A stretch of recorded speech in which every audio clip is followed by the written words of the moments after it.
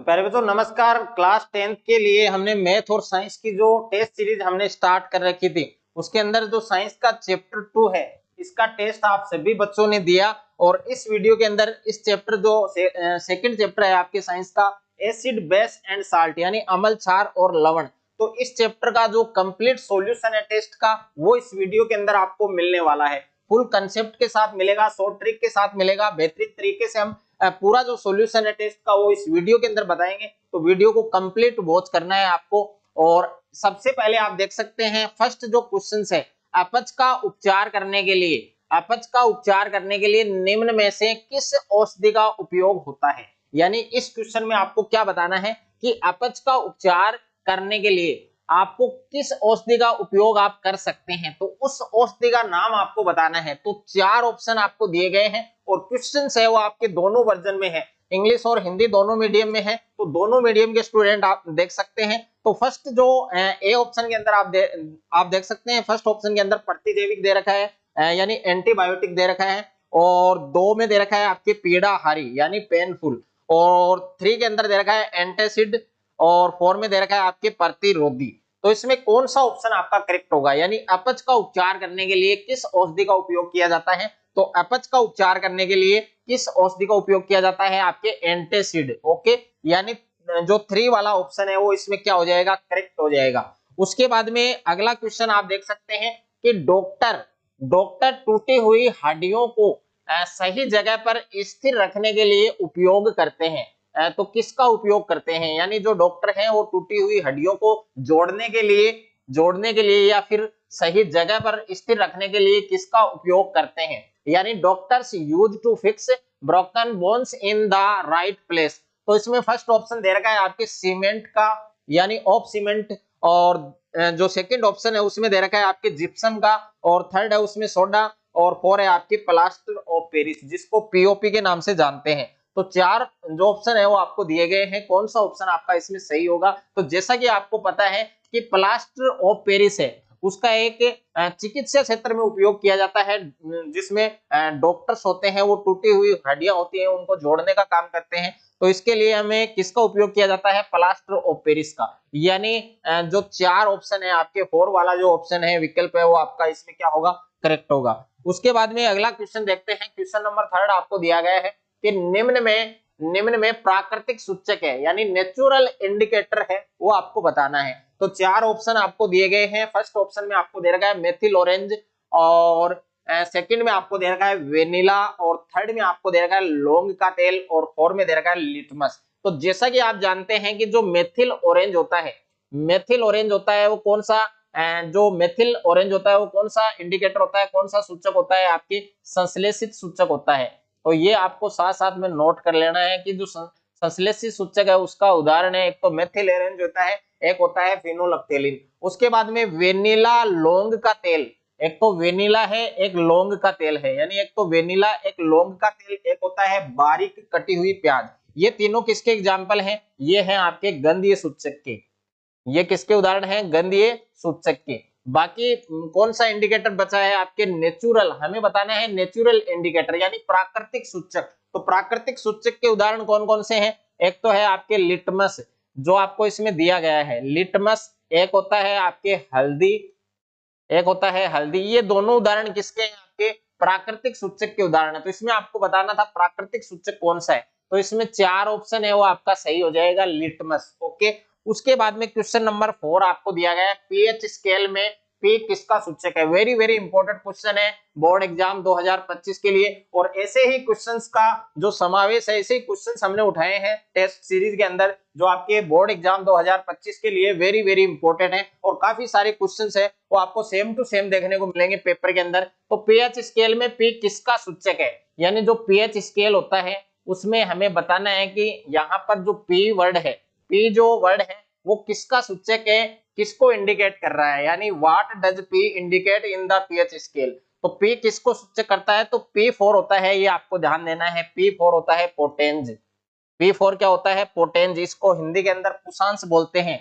और इसका अर्थ क्या होता है, पुषांश या पोटेंज का अर्थ होता है आपकी शक्ति, इसको हम पावर भी कह सकते हैं। उसके बाद में अगर आपको एच का पूछ ले एग्जाम के अंदर, अगर आपको एच का पूछ ले कि पीएच स्केल में एच किस बात की ओर संकेत करता है या एच किसका सूचक है, तो इसका आंसर आप सभी बच्चों को कमेंट बॉक्स में बताना है। तो इसका करेक्ट आंसर आपको पता है कि पीएच स्केल में पी किसका सूचक है, तो पीएच स्केल में पी किसका सूचक है, पुषांश। तो इसमें 3 वाला जो ऑप्शन है वो आपका क्या हो जाएगा, करेक्ट हो जाएगा। उसके बाद में अगला क्वेश्चन है आपके क्वेश्चन नंबर 5 कि किसी उदासीन विलयन में पीएच का मान क्या होगा। तो यहां पर हम बात करें, इस क्वेश्चन में हमें पूछा गया है उदासीन विलयन यानी जो न्यूट्रल सॉल्यूशन है उसका पीएच मान हमें बताना है। तो न्यूट्रल जो सॉल्यूशन है विलयन है उसका पीएच हमें बताना है।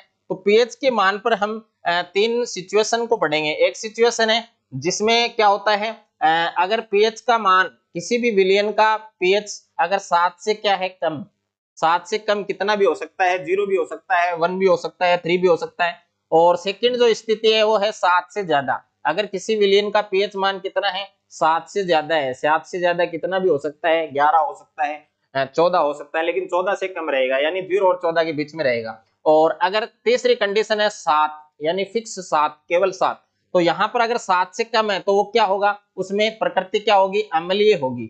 और अगर 7 से ज्यादा है तो क्या होगी, क्षारीय होगी। और अगर 7 है, ओनली 7 है, फिक्स 7 है, तो उसमें क्या होता है, उदासीन होता है यानी न्यूट्रल। तो यहाँ पर पीएच में 3 कंडीशन हमने पढ़ी है। इसमें हमें क्या दिया गया है, उदासीन विलयन में पीएच का मान हमें पूछा है। तो न्यूट्रल जो सॉल्यूशन है उसमें पीएच का मान क्या होगा, आपके 7 होगा। तो इसमें 4 वाला जो ऑप्शन है वो आपका क्या हो जाएगा, करेक्ट हो जाएगा। उसके बाद में क्वेश्चन नंबर 6 है आपके ब्लीचिंग पाउडर का रासायनिक सूत्र है। यह आपने पढ़ा है ब्लीचिंग पाउडर। अब देखिए ब्लीचिंग पाउडर का एक नाम जो दूसरा नाम होता है वो आपने बुक में देखा होगा, और काफी बच्चे कंफ्यूज होते हैं कि ब्लीचिंग पाउडर आखिर में क्या है। तो ब्लीचिंग पाउडर का दूसरा नाम है आपके विरंजक चूर्ण। आपने पढ़ा है कि ब्लीचिंग पाउडर को क्या कहते हैं, विरंजक चूर्ण कहते हैं। और विरंजक चूर्ण का हमें केमिकल फॉर्मूला बताना है, रासायनिक सूत्र बताना है। तो Na2CO3 10H2O ये किसका फॉर्मूला है, ये आपके धावन सोडा, जो धावन सोडा होता है, धोने का सोडा जिसको कहते हैं, धोने का सोडा, इसका फॉर्मूला है धोने का सोडा। तो धोने का सोडा है, अगर इसका फॉर्मूला आपको पूछता है तो Na2CO3 10H2O बताना है। NaHCO3 ये किसका फॉर्मूला है, ये आपके है sodium, sodium hydrogen carbonate, sodium hydrogen carbonate.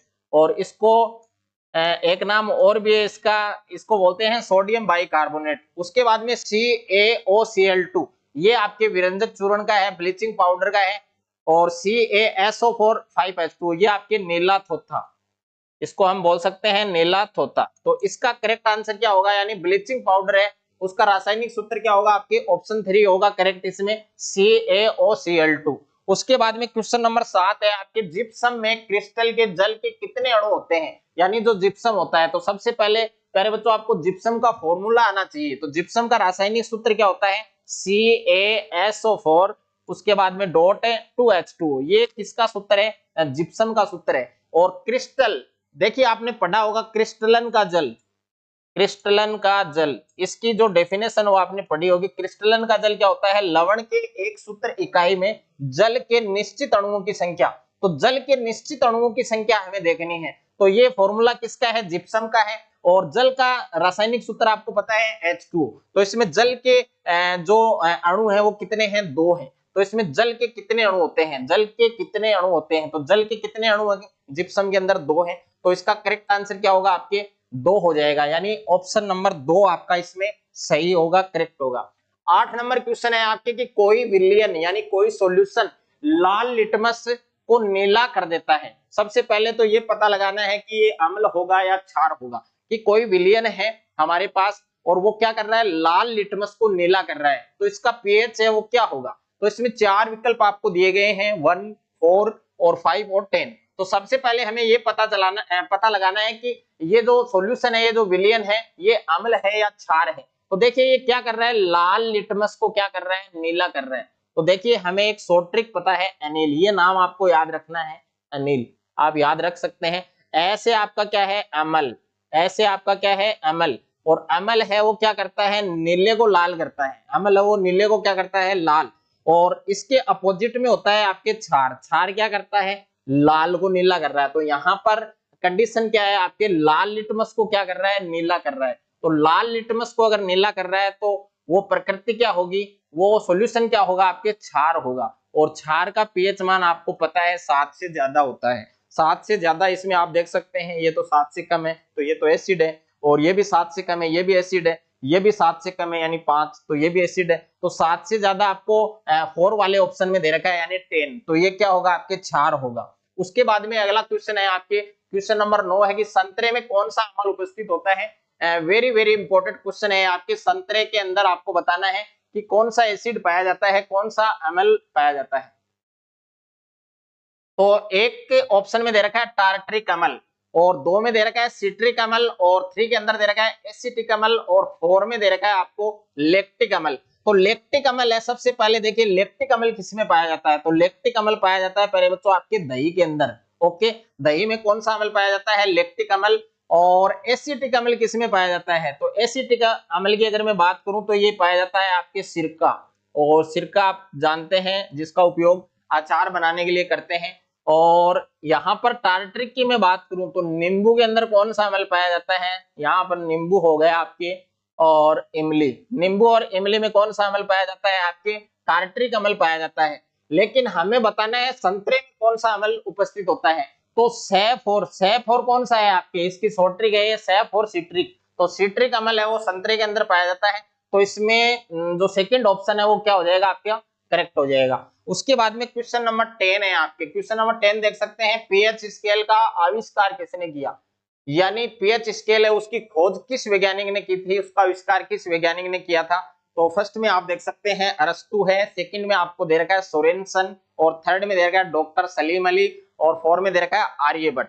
तो इसका करेक्ट आंसर क्या होगा, आपके ऑप्शन नंबर जो सेकंड है वो आपका करेक्ट हो जाएगा, सोरेनसन। यानी पीएच स्केल का आविष्कार किस वैज्ञानिक ने किया था, सोरेनसन नामक वैज्ञानिक ने 1990 के अंदर किया था। ये भी सन भी आप याद रख सकते हैं। उसके बाद में अगला क्वेश्चन है क्वेश्चन नंबर 11, निम्न में से कौन सा प्रबल अम्ल नहीं है, आपको बताना है प्रबल अम्ल यानी स्ट्रॉन्ग एसिड।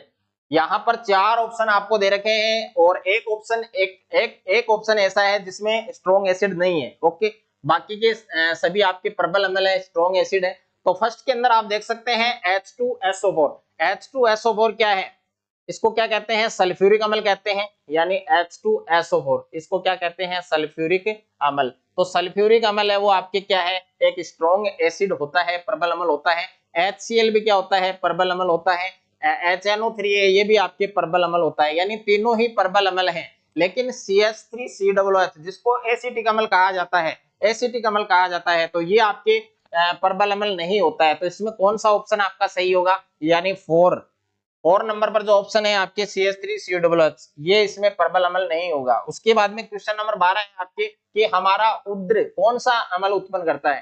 तो हमारा जो पेट होता है वो कौन सा अम्ल यहाँ पर कौन सा अम्ल उत्पन्न करता है वो आपको बताना है।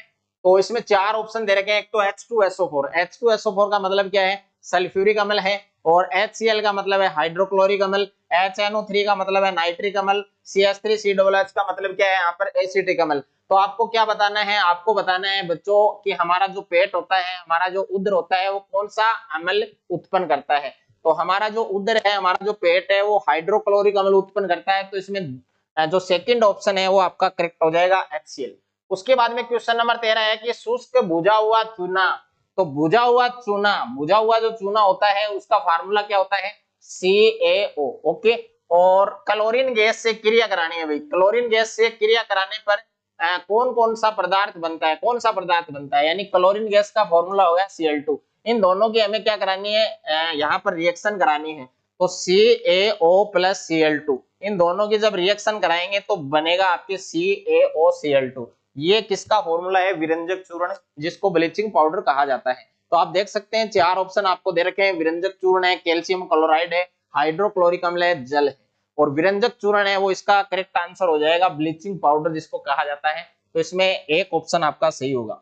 उसके बाद में क्वेश्चन नंबर 14 है कि कैल्शियम कार्बोनेट के विविध रूप है। इसका मतलब है कैल्शियम कार्बोनेट है उसको क्या कौन कौन से नामों से हम पुकार सकते हैं, कौन कौन से नाम है उसके अलग अलग। तो कैल्शियम कार्बोनेट है उसको चूना पत्थर के नाम से भी जानते हैं, जिसको लाइमस्टोन कहा जाता है, और खड़िया के नाम से भी जान सकते हैं यानी चौक, और संगमरमर के जो संगमरमर होता है, मार्बल होता है जिसको मार्बल कहा जाता है, तो वो भी कैल्शियम कार्बोनेट का एक विविध रूप है।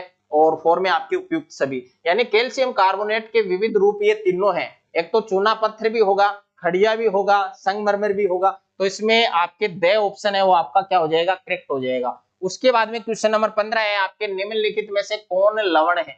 लवण का मतलब आपको बताना है साल्ट, साल्ट बताना है। तो HCl है बच्चों आपके अम्ल है, यानी इसको हम एसिड कहते हैं। और NaOH ये आपके क्या है, क्षार। अब देखिए इसका पता कैसे लगाएंगे कि कौन सा अम्ल है, कौन सा क्षार है, कौन सा लवण है। तो इसका पता एक ही चीज से चलेगा, वो शॉर्ट ट्रिक में आपको बता रहा हूं। अगर किसी विलेन के अंदर उसमें अगर हाइड्रोजन आयन है, H+ आयन है, तो वो क्या होगा, अगर H+ आयन है तो वो एसिड होगा, H+ आयन है तो क्या होगा, एसिड। अगर OH- आयन है उसमें तो वो होगा आपके क्षार, जिसको बेस कहते हैं BaSe। और अगर SO4 यानी सल्फेट के आयनों की संख्या है उसमें तो वो क्या होगा, लवण होगा। तो इस पता लगा सकते हैं आप। यहाँ पर HCl के अंदर ये प्लस में ये माइनस में, तो इसमें हाइड्रोजन आयन की संख्या तो ये एसिड होगा। और इसमें आप देख सकते हैं ये प्लस है ये माइनस है, तो इसमें हाइड्रोक्सिल आयनों की संख्या OH- आयन है तो ये क्षार होगा। और इसमें SO4 माइनस है, इसमें OH- है, ये प्लस हो जाएगा। तो ये तो ऑलरेडी आपके क्षार है। तो बच गया क्या है आपके K2SO4 यानी पोटेशियम सल्फेट, जो एक प्रकार का क्या है, साल्ट है, लवण है। तो इसमें कौन सा ऑप्शन आपका सही होगा, जो थर्ड वाला ऑप्शन है वो आपका करेक्ट हो जाएगा। उसके बाद में क्वेश्चन नंबर 16 है इमली में कौन सा अम्ल विद्यमान रहता है। ऑलरेडी एक क्वेश्चन में बता चुका हूं आपको पिछले क्वेश्चन में कि इमली के अंदर कौन सा अम्ल विद्यमान रहता है, कौन सा अम्ल उपस्थित रहता है। तो लैक्टिक अम्ल की हमने बात करी थी, दही के अंदर लैक्टिक अम्ल पाया जाता है। और ऑक्जेलिक अम्ल है वो किस में पाया जाता है, यानी ऑक्जेलिक जो अम्ल है CH3COOH जिसको एसिटिक अम्ल कहते हैं, ये किस में पाया जाता है, अचार के अंदर पाया जाता है। और सिट्रिक अम्ल है वो किस में पाया जाता है, संतरे में। बाकी बच गया क्या है आपके टार्ट्रिक। तो इमली है या फिर नींबू आप कह सकते हैं। तो इमली और नींबू जैसे पदार्थों के अंदर कौन सा प्राकृतिक स्रोतों के अंदर कौन सा अम्ल विद्यमान रहता है, टार्ट्रिक अम्ल विद्यमान रहता है। उसके बाद में अगला क्वेश्चन है आपके क्वेश्चन नंबर 17 की अम्लीय वर्षा के लिए पीएच का मान बताना है। यानी जो एसिड रेन है, अम्लीय वर्षा है, उसका पीएच मान कितना होता है। तो अम्लीय वर्षा का पीएच मान है वो 5.6 से कम होता है। कितना भी हो सकता है, 5.6 से 5.55 भी हो सकता है, 5.4 भी हो सकता है, 5.0 भी हो सकता है। तो 5.6 से कम होता है, ये आपको ध्यान रखना है। तो अम्लीय वर्षा के लिए पीएच का मान कितना होता है, 5.6 से कम। तो इसमें आपको एक जो फर्स्ट वाला ऑप्शन है वो आपका सही होगा। उसके बाद में क्वेश्चन नंबर 18 है कि जो हल्दी है वो किस प्रकार का सूचक है। तो मैंने बताया था कि लिटमस और हल्दी है वो एक प्राकृतिक सूचक है, नेचुरल इंडिकेटर है, ये आपको ध्यान रखना है। तो हल्दी है वो किस प्रकार का सूचक है, प्राकृतिक सूचक है। तो इसमें फर्स्ट ऑप्शन है वो आपका करेक्ट हो जाएगा। उसके बाद में अगला क्वेश्चन है क्वेश्चन नंबर 19 कि आसुत जल है उसका पीएच मान। तो पीएच मान के लिए मैंने क्या बताया था, पीएच वैल्यू ज्ञात करने के लिए मैंने 3 सिचुएशन आपको बताई थी। अगर किसी विलियन किसी घोल का पीएच मान 7 से कम है, 7 से कम है तो वो क्या होगा, 7 से कम है तो उसकी प्रकृति होगी अम्लीय, 7 से कम है तो क्या होगा, अम्लीय। और 7 से ज्यादा है, 7 से ज्यादा है तो उसकी प्रकृति क्या होगी आपके क्षारीय।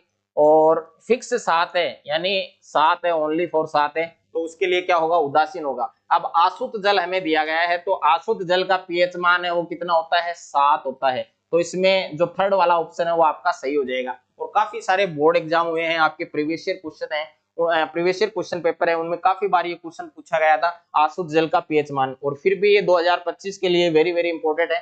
क्वेश्चन नंबर 20 है आपके कि अम्लों की धातुओं के साथ अभिक्रिया होने पर कौन कौन सी गैस है वो उत्सर्जित होती है। यानी हमें क्या करना है, जो एसिड है, जो अम्ल है, उसकी रिएक्शन हमें किसके साथ करनी है, धातुओं के साथ करनी है। तो कौन सी गैस है उत्सर्जित होती है, निकलती है। तो 4 ऑप्शन आपको दे रखे हैं। फर्स्ट में O2 है, सेकंड में H2 हाइड्रोजन गैस है, थर्ड में Cl2 क्लोरीन गैस है, और 4 वाले में N2 यानी नाइट्रोजन गैस है।